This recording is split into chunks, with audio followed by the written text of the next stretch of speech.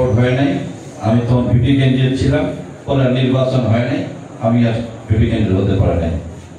পরবর্তী পদে ছাত্র দলের সভাপতি, তারপরে একেবারে যুবদল বাদ দিয়ে বিএনপিতে মহাসচিব মহোদয় নিয়ে বলছেন তোমার যুবদল করার প্রয়োজন নেই, তুমি আমার সাথে থাকো।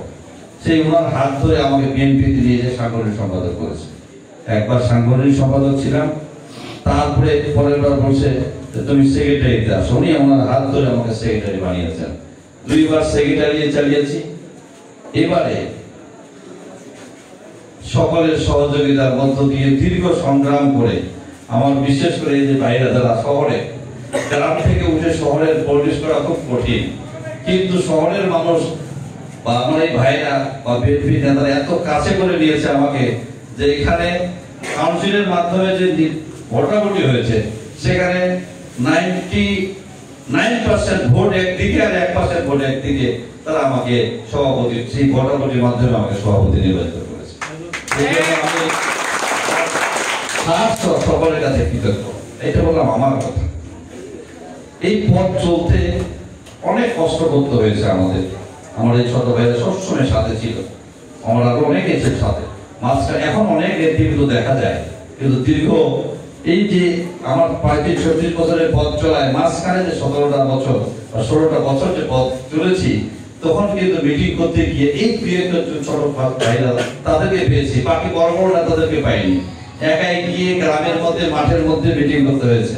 এমন অবস্থা হয়েছে আমার 14 সালে ঠাকুরগাঁয়ে আমি গড়িয়ায় মিটিং করতে গেছি, চতুর্দিক দিয়ে পুলিশ, র্যাব, বিজেপি আমাকে ঘিরে ফেলছে, আমাকে বাঁচানোই পারা। তখন আমাকে এখান থেকে সরে একেবারে দিনাজপুরের একটা জায়গা সোনাচাউনি নাম, সেখানে গিয়ে মিটিং করতে হয়েছে। আমি সেদিন যে আন্দোলনের দায়িত্বটা আমার উপরে ছিল, নেতৃত্বটা আমি দিচ্ছিলাম, আমি শপথ নিয়েছিলাম যে কোনো মূল্যের বিনিময়ে সেই 14 সালের নির্বাচনকে আমরা প্রতিহত করব। সেই দায়িত্বটা আমার উপরে পড়েছিল, আমার নেতৃত্বের উপরে পড়েছিল। অনেক লড়াই সংগ্রাম করে সেদিন যদি আমি গ্রেফতার হতাম, আমি একবার মোটরসাইকেল বদলাই, একবার জ্যাকেট বদলাই, একবার হেলমেট বদলাই, একবার এই বাড়িতে থাকি, মনে হয় আমি যতগুলো বাড়িতে লুকিয়েছিলাম তালিকা যদি করি মিনিমাম 300 বাড়ি হবে। এত মানুষ আমাকে আশ্রয় দিয়েছে ঠাকুরগাঁয়ের মধ্যে, ঠাকুরগাঁর বাইরে। মানে এইগুলো একটা অবস্থার মধ্যে ছিলাম। আর এই কথাগুলো আজকে এই জন্য বলছি, এই কথাগুলো যে আমি আগে বলতাম মানুষ ভয়ে রাজনীতি করতো না, বিএনপি সারের মধ্যে পালাই যেত, এরকম নির্যাতন গেছে। আর আমার নির্যাতনতে গেছে গেছে আমার পরিবারের পড়ে গেছে, আমার সন্তানের পড়ে গেছে। সর্বশেষ যে মামলাটা, সে মামলার আসামি আমার সন্তান, সে ঠাকুরগাঁয়ে নেই। এই অবস্থার মধ্যেও গেছে। যাক, সর্বশেষ সকলের ঐক্যান্ত প্রচেষ্টা এবং সংগ্রাম, বিশেষ করে আমার ছাত্র ভাইরা, আমার সন্তান আজকে যে ছেলেরা, তাদের বুকের তাজা রক্ত দিয়ে আজকে নতুন বাংলাদেশ আমরা পেয়েছি। এই বাংলাদেশ পাওয়ার পরে আমরা আজকে ছাত্র দলের রাজনীতি, সেটাও আমাদেরকে আমরা এক জায়গায় করতে দেয় না, এটা কলেজের মধ্যে বা একটা মাঠের মধ্যে মিটিং করতে দেয় নাই। আমার জানা আছে এক প্রতিষ্ঠা বার্ষিকী হচ্ছিল ঠাকুরগাঁও শহরে, আমাদের প্রাথমিক অসংখ্য ছেলে হঠাৎ করে এত ছেলে পেয়ে ছাত্র দলের প্রতি এসেছে তার ডাকে, যে ঠাকুরগাঁও শহরে তিল ধারণের জায়গা ছিল না। আমার সেই মাসুম বাচ্চাদের উপরে সেই সময়ে মানে ফরহাদ এসপি এমন ভাবে নির্যাতন চালিয়েছে, আমার ছেলেগুলাকে যে মারধর করেছে পার্টি অফিসে, সেদিন চেয়ার গুলা গুলি করছে, একদম একাধারে গুলি করতে করতে ছেলেগুলোকে সরিয়ে দিয়েছে। আমার মনে পার্টি অফিসে জুতা শুধু আমরা সংগ্রহ করে রেখেছিলাম মিনিমাম 10 বস্তা। তার মানে কতগুলো মানুষ ছেলে সেদিন গেছিল। এত নির্যাতনের পরেও আমার ছাত্র দলের একটা সৈনিক ছাত্র দল ছেড়ে ছাত্র দলে কেউ যায় নাই। কিন্তু আজকে একটা মুক্ত পরিবেশ আমরা পেয়েছি, এই পরিবেশে আজকে আমরা ছাত্র দল করছি, তাই না? আমি শিক্ষক মানুষ, সবসময় একটু মাস্টারি করতে চাই, সবাইকে ছাত্র মনে করি। এই বিষয়টা হচ্ছে এই ধরনের বাংলাদেশ জাতীয়তাবাদী ছাত্র দল। তোমাদের সংগঠনের নাম কি বলো? বাংলাদেশ জাতীয়তাবাদী ছাত্র দল। বাংলাদেশ জাতীয়তাবাদী ছাত্র দল। এটা জন্ম কত সালে তোমরা জানো? 1979 সালের 1 জানুয়ারি। কে জন্ম দিয়েছে এটা? বিএনপির প্রতিষ্ঠাতা, মহান স্বাধীনতার ঘোষক শহীদ প্রেসিডেন্ট জিয়াউর রহমান 1979 সালের 1 জানুয়ারি মাত্র গুটি কয়েক মেধাবী ছাত্রকে নিয়ে এই ছাত্র দল গঠন করেছিলেন। উনি যখন ঢাকা ইউনিভার্সিটিতে যায়, উনি সেনা সমর্থিত সরকার, সেনাবাহিনীর পোশাক পরে গেছে, তাকে সবাই ইট মারছে, বিভিন্ন রকম মাথা বেড়ে যাচ্ছে, আর্মিরা রাইফেল তাক করেছে, অর্ডার করলে গুলি করবে, তখন বলছে না তোমরা যাইও না। উনি হাঁটতে হাঁটতে ওই অবস্থায় গেছে, ঢাকায় ছাত্র তার দিকে সেই জনগণ দিকে তাকিয়ে অবাক, এত আমরা এই করতেছি, তিনি তারপর উনি আমাদের কাছে আসছেন, দাঁড়াও তোমাদের সাথে কথা আছে। উনি আগিয়ে গেছে, গিয়ে বলো তোমাদের কি দাবি। যখন এরকম একটা ঘটনা ঘটার পরে সবাই হতভম্ব হয়ে গেছে, জনগণ বলছে ঠিক আছে তোমরা এখন বলতে পারবে না, তোমাদের দাওয়াত থাকবো, তোমরা আমার বঙ্গভবনে আসো, সেখানে আমি তোমাদের সাথে কথা বলবো। তখন ওখানে বাসে বাসে সেই মেধাবী ছাত্ররা সেই সময় জিয়াউর রহমানের কাছে গেছে, জিয়াউর রহমানের কাছে গিয়ে অনেক তখন বিভিন্ন রকম দাবি তুলেছে। সেই সময় জিয়াউর রহমান বলছে ঠিক আছে তোমরা আমার একটা সংগঠন করো, জাতীয়তাবাদী ছাত্র দল। সেই জাতীয়তাবাদী ছাত্র দল, সেই ছাত্র দলের একটা দর্শন, ছাত্র দলের মূলনীতি সব তিনি ঠিক করে দিয়ে ছাত্র দলের যাত্রা সেদিন থেকে শুরু করেছিলেন। এখন এই ছাত্র দলের দর্শনটা কি, যে কারণে ছাত্ররা কেন ছাত্র দল করতেছে, কেন বিএনপির এই সংগঠনের পিছনে আসছে, এই দর্শনটা হচ্ছে বাংলাদেশি জাতীয়তাবাদ। একজন শিক্ষিত ছেলে সে খুব সহজে অনুধাবন করতে পারে বাংলাদেশি জাতীয়তাবাদ বলতে কি বোঝায়। এই বাংলাদেশের ভূখণ্ডের মধ্যে যারা বসবাস করে, হোক সে হিন্দু, হোক সে মুসলমান, হোক সে চাকমা, হোক সে সাঁওতাল, হোক সে খ্রিস্টান, হোক সে উপজাতি, সবাই বাংলাদেশের মানুষ, সবাই আমরা বাংলাদেশি, তাই না? এটাই হচ্ছে আমাদের জাতীয়তাবাদ। সেই সময় ছাত্রলীগ একটা রমরমা রাজনীতি করত, কিন্তু তাদের জাতীয়তাবাদ কি ছিল? তারা বলতো জয় বাংলা, তাই না? জয় বাংলা বলতে কি বোঝায়? জয় বাংলা বলতে এপার বাংলা ওপার বাংলা মিলে তো জয় বাংলা, তাই না? এপার বাংলা ওপার বাংলা, আপনি যখন বাংলাকে বলবেন, জয় বাংলা বলবেন, আমার যে বোনরা আছে, আমাদের চাকমারা আছে, আমাদের সাঁওতালরা আছে, তারা কি তাহলে আমার দেশের রাজনীতি করবে না? আর ওপার বাংলায় যে আমার বাঙালিরা আছে, ওরা কি করবে? ওরাও তো আমার বাঙালি, তাই না? বাঙালি জাতীয়তাবাদ, তাহলে ওরাও তো বাঙালি। তাহলে এই আমার এই প্রিয় বুঝতে পেরেছে যে শহীদ প্রেসিডেন্ট জিয়াউর রহমান যে দর্শন দিয়েছেন, এটাই হচ্ছে প্রকৃত দর্শন। শেখ মুজিব যে দর্শন দিয়েছেন বাঙালি জাতীয়তাবাদ, সেটাই হচ্ছে ভুয়া, সেটাকে আমরা গ্রহণ করতে পারি না। সেই কারণে সেই সময়ের মেধাবী ছাত্ররা বাংলাদেশের জাতীয়তাবাদী ছাত্র দলের পতাকা তলে সবাই সমবেত হয়ে সেই 1979 সাল থেকে শুরু করে অদ্যাবধি বাংলাদেশের বৃহৎ ছাত্র সংগঠন হচ্ছে বাংলাদেশ জাতীয়তাবাদী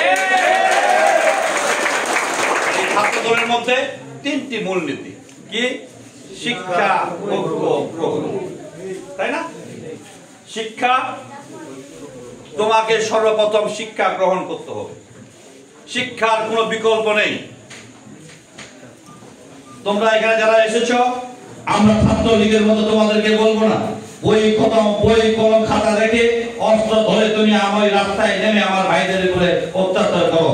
এই শিক্ষা ছাত্র দল তোমাকে দেয় না, তোমাদেরকে বলে তুমি বাংলাদেশে সব থেকে মেধাবী ছাত্র হয়ে নিজের পরিচয়কে জাতির সামনে তুলে ধরো। এর জন্য ছাত্র দল তোমাদের পাশে আছে, সর্বোত্তম সহায়তা করবে। আর কি? ঐক্য, সর্বোচ্চ ঐক্য ধরে রাখতে হবে। এই ঐক্য শুধু নিজেদের মধ্যে নয়, এই ঐক্য সমাজের মধ্যেও আমাদেরকে নিয়ে আসতে হবে। এই ঐক্যটা কেমন হবে? এই ঐক্যটা ওই ধরনের হবে, এখানে যদি একটা মৌচাক থাকে, এই মৌচাকের থেকে একটা মৌমাছি যদি তোমাদের এখানে ঘোরাফেরা করে পাশাপাশি, তোমরা যে কেউ কিন্তু যে কোনো সময় মৌমাছিটাকে ডিস্টার্ব করতেছে, মারে দেবা, তাই না? কিন্তু ওই মৌচাকে কি কেউ ঢিল মারবা? হ্যাঁ, যদি ওই মৌচাকে কেউ ঢিল মারে, এখানে কেউ মারো, কি হবে অবস্থা বলো? হ্যাঁ, সেই ধরনের ঐক্য গড়ে তুলতে হবে মৌচাকের মতো। অর্থাৎ মৌচাকে ঢিল মারলে যে অবস্থা হবে, তোমাদের এখানে যদি কেউ ঢিল মারে, তাহলে তার অবস্থা হলো সেরকম।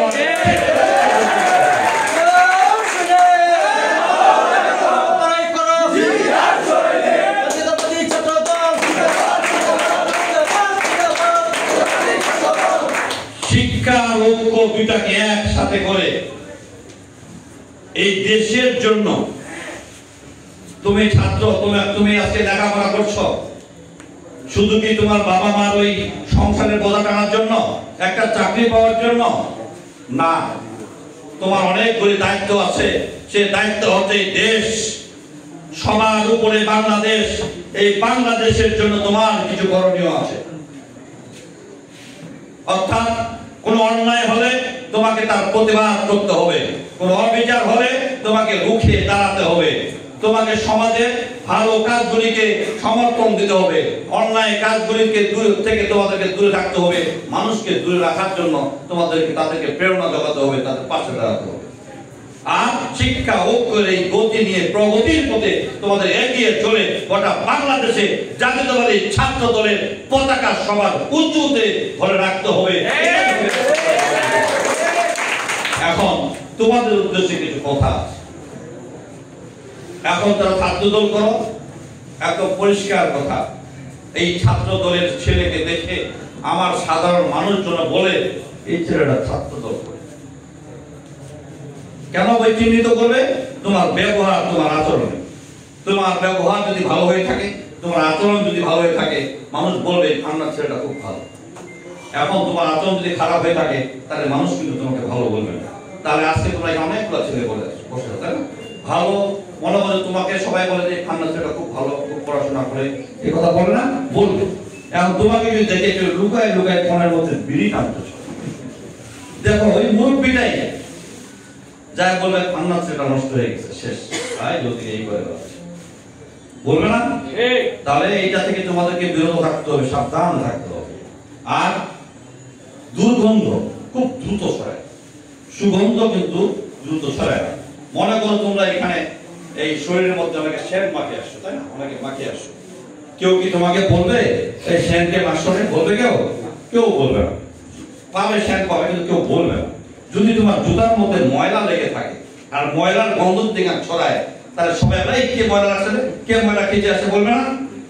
তাহলে বুঝতে হবে সুগন্ধ দ্রুত ছড়ায় না, দুর্গন্ধ দ্রুত ছড়ায়। অর্থাৎ দুর্গন্ধের কাছে ছাত্র দলকে কোনোভাবে যাওয়া যাবে না, এটা সম্ভব। আজকে তোমরা এখানে যারা বসে আছো, তোমরা সবাই কিন্তু একটা করে সার্টিফিকেট অর্জন করছো, কেউ দুইটা সার্টিফিকেট অর্জন করছো, ডিগ্রি দেবো, তাই না? তাই কলেজে পড়ো, তাই একটা সার্টিফিকেট অর্জন করছো। অর্থাৎ তোমরা সবাই শিক্ষিত। আমার এই গ্রামের খেটে খাওয়া মানুষটি, আমার এই রিক্সা চালক ভাইটি, সেও কিন্তু মানুষ, কিন্তু সে শিক্ষিত নয়। অর্থাৎ তোমার কাছে আমার ওই গ্রামের কৃষক ভাইটি, তোমার বাবা হোক, তোমার চাচা হোক, আমার রিক্সাওয়ালা ভাইটি, তোমার চাচা হোক, বাবা হোক, তোমাদের প্রতি অনেক প্রত্যাশা, অনেক আশা থাকে, তাই না? এই আশাকে যদি আমরা পূরণ করতে হয়, তাহলে নিজেকে যে কথাগুলি বললাম, এই বিষয়গুলিতে একটু সজাগ থাকতে হবে, সাবধান থাকতে হবে। প্রিয় ভাইরা আমার, আজকে ছাত্র দল শিবগঞ্জ কলেজে বিশেষ করে আজকে যে ছেলেরা কথা বলেছে, আমার মনে হয়েছে দীর্ঘদিন পরে আজকের এই প্রোগ্রামটাতে আসে মনে হয়েছে যে সত্যি যে ছেলেরা এখানে তৈরি করে নিয়ে এসেছে, আমার ছোট ভাই দায়িত্ব দিয়েছে, তাদের যে কথা শুনেছি, আমার বিশ্বাস এরাই পারবে আগামী দিনে নূতন বাংলাদেশ করতে। আমি আশা করব যে যতগুলি কলেজ সদর উপজেলার মধ্যে আছে, তাদের যে মূল নেতৃবৃন্দ, তাদেরকে নিয়ে একদিনের একটি কনফারেন্স করবে, তোমাদের ওয়ার্কশপ করবে, প্রশিক্ষণ দেবে। এই প্রশিক্ষণের ভিত্তিতে তোমরা তোমার এলাকায় কাজ করবে, তোমার প্রতিষ্ঠানের মধ্যে কাজ করবে। এখন ছাত্র বলতে কি বোঝায়? বলো দেখি, ছাত্র বলতে কি বোঝায়? যারা লেখাপড়া করে রেগুলার, তারাই তো ছাত্র নাকি? তাহলে আমার যে বোনরা আছে, তারা কি ছাত্র নয়? হ্যাঁ, তা তোমরা তো ছাত্র দল করবে, বোনরা ছাত্র দল করবে না? তাহলে এই বোনদেরকে তো সম্পৃক্ত করতে হবে, আমার মেয়েদেরকে তো সম্পৃক্ত করতে হবে, তাই না?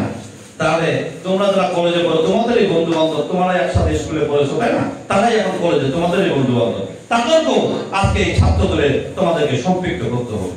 কারণ আজকে তোমরা দেখো, আজকে নতুন একটি সংগঠন, নতুন ঠিক নয়, তারা আমাদের সাথে ছিল, কিন্তু তারা আজকে ঢাকা বিশ্ববিদ্যালয়ে আমরা দেখলাম একটু আগে যে তারা ছাত্রলীগের ছেলেগুলোকে টানে টানে আজকে ছাত্র শিবিরের প্রেরণা দিচ্ছে।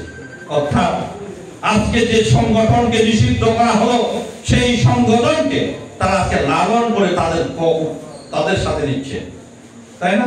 অর্থাৎ এরাই আমার বড় বড় কথা বলে। আজকে তারা, আমরা যখন তোমরা এখানে প্রকাশ্যে মিটিং করেছো, তারা এখানে প্রকাশ্যে মিটিং করতে পারে। তারা কোথায় মিটিং করে? মসজিদে যায় মিটিং করে। আমার এখানে যারা ভাইরা আছে, তোমরা এখন বলো, মসজিদ কি কারো বাপের সম্পত্তি? এখন আমরা তো কোনদিন দেখি নাই জামাত ইসলামের কোন নেতাকে একটা মসজিদ উন্নয়নের জন্য কোথাও গিয়ে সহযোগিতা চেয়েছে, সহযোগিতা করেছে। একটা মাদ্রাসা উন্নয়নের জন্য জামাতের কোন নেতাকে দেখি নাই। আমাদের দুটা মসজিদ আছে, মসজিদ জামাত ইসলামের একটা নেতাকে দেখি নাই যে এই মসজিদের উন্নয়নের জন্য দুটা কথা বলেছে, দুইটা কথা থেকে 2 টাকা সহযোগিতা দিয়ে এসেছে। অর্থাৎ এই মসজিদ তৈরি হয়েছে আমাদের সকলের সহযোগিতার মধ্য দিয়ে। এই মসজিদে রাজনীতি করার কোনো অধিকার কোনো রাজনৈতিক দলের নেই, জামাত ইসলামের আরো নেই। তারা যদি রাজনীতি করতে চায়, পরিষ্কার ভাষায় বলবেন যে আপনারা মাঠে যান, মাঠে গিয়ে লোকজন নিয়ে আপনারা মিটিং করেন। আপনি সহজ সুন্দর করে মসজিদের লোক ডাকে নিয়ে আর ইসলামের দোহাই দিয়ে সুরসুরি দিয়ে আপনি রাজনীতি করতে চান? আপনাদের ভণ্ডামি ইতিমধ্যে আমরা জেনে গেছি। আজকে চরমনায় বলছিল কয়েকদিন আগে যে জামাতে ইসলাম কোন ইসলামী দল নয়, বলছে না?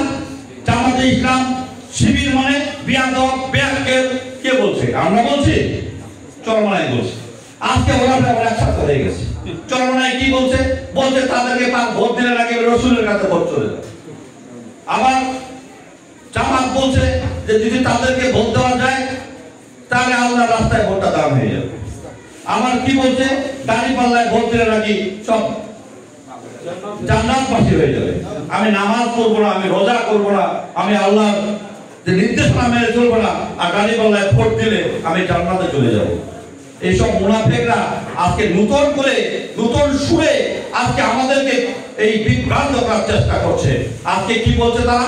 আমার ভাইরা যে মারা গেল, পাখির মতো গুলি করে হত্যা করেছে, বুকটা পেতে দিয়েছিল সেই রংপুরের আবু সাইদ, তাকে পাখির মতো। যে আমাদের শহীদ প্রেসিডেন্ট জিয়াউর রহমান 1979 সালের 1 জানুয়ারি আগামী নেতৃত্ব শিক্ষাঙ্গনে সুষ্ঠু সাধারণ শিক্ষার্থীদের যে সমস্যা রয়েছে সেই সমস্যা জানি সাধারণ শিক্ষার্থীরা নিজেরাই সমস্যা সমাধান করতে পারেন। সেই কারণে 1979 সালের 1 জানুয়ারি বাংলাদেশ জাতীয় ছাত্র দল প্রতিষ্ঠিত হয়। তার এই ধারাবাহিকতায় 1990 স্বৈরাচারী এরশাদ শাসনের বিপ্লবের মাধ্যমে এশিয়ার বৃহত্তম একটি ছাত্র সংগঠন হিসেবে পরিচিতি লাভ করে বাংলাদেশ জাতীয়তাবাদী ছাত্র দল। প্রিয় সতীর্থবৃন্দ, আপনারা যারা শিবগঞ্জ ডিগ্রি কলেজ শাখায় ছাত্রদের যারা দায়িত্ব পাইছেন, আপনাদের উপরে একটি গুরুত্বপূর্ণ দায়িত্ব গ্রহণ করা হয়েছে। আপনারা আপনাদের বিগত 17 বছর ফ্যাসিস্ট আওয়ামী লীগ সরকারের আমলে আপনারা কলেজে আপনাদের নিজেদের মতন কোনো কার্যক্রম চালিয়ে যেতে পারেননি। এখন আপনারা যে সাধারণ শিক্ষার্থীরা আছে তাদের সকলের সমস্যার সমাধান করবেন এই ছাত্রদলের মাধ্যমে। সকলের কাছে যাবেন, সকলের সমস্যার কথা শুনবেন এবং তাৎক্ষণিকভাবে সকলের সমস্যার সমাধান করার চেষ্টা করবেন। আমি আর বক্তব্য দীর্ঘায়িত করবো না, তাই আমি আমার সংক্ষিপ্ত বক্তব্য এখানে শেষ করছি। আসসালামু আলাইকুম।